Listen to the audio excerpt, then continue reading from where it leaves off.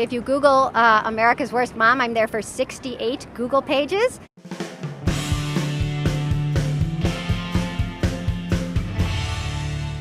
Hey, it's Kennedy for Reason TV at Bleecker Street Park here in New York City with Lenore Skenazy. Now, Lenore, you've become famous for writing columns not only in the New York Post, you also had a book that came out in 2009, Free Range Kids. Free Range Kids is the book, the blog, the movement. Yep. And it is a movement. When I talk to people about that, they're really inspired at the thought of, really, I can stop worrying and be a better parent?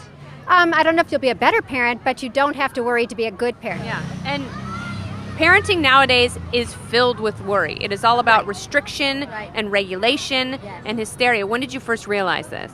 I realized it before I became the free range mom. I remember a friend telling me that she had been at the at Walmart or someplace like that and waiting in line, and the lady in line behind her asked her if she would watch the baby.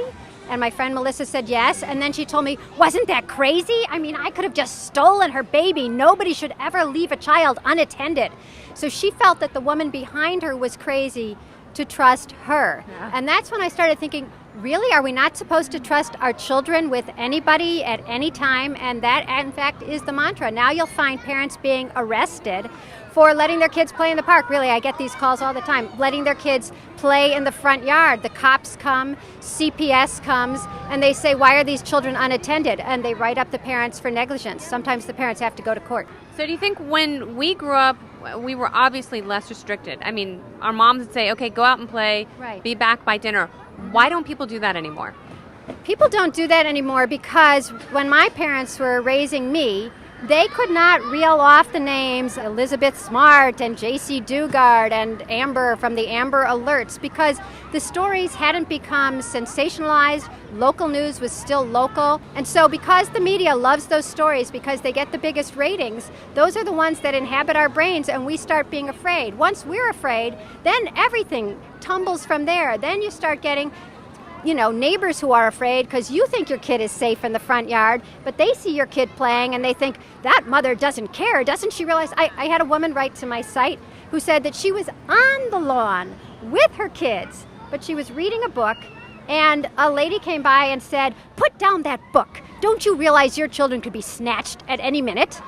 Okay, that's the kind of neighbor that then calls the cops or CPS. So if you're living in a society like that where everybody is turning into the KGB in terms of your parenting, it's very hard to trust yourself, trust your kids, and trust your community, but I'm saying we have to. Do you get a lot of backlash? Do people say you're a bad parent because of free-range kids, because of this, really traditional style of parenting?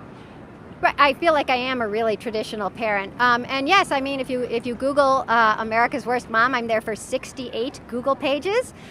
So yes, I've gotten some backlash because people really believe the worst case scenario. There's something I call worst first thinking, which is coming up with the worst possible thing that could possibly happen and proceeding as if it's likely to happen. You have to admit that there is a little risk in everything. And there has never been a safer time for children on this planet than now. And that's not just me who says that. That's Steven Pinker at Harvard says we are in the safest times ever in the history of the world. My daughter's pediatrician had really good advice. She said, a good adult will never ask you for help. They'll never ask you to find a puppy. They'll never ask you to look for something or go off with them. That's excellent advice. It's going off that's the problem. Never get in a car, never go off. It's so simple. And also it makes a lot more sense to kids because when you tell kids don't talk to strangers and then you go into your store and you say, I'd like a coffee, what do you do? You're talking to a stranger, and then if you're a polite, nice person, you say, excuse me, when you bump into somebody, maybe you ask for directions. So yes, you can talk to strangers. It's as simple as that. Lenore Skenazy, go to freerangekids.com, read everything she's got, And then some. come out enlightened and liberated. For Reason TV, I'm Kennedy. Thank you, Lenore. Oh, thanks so much, Kennedy. Let's go play. All right.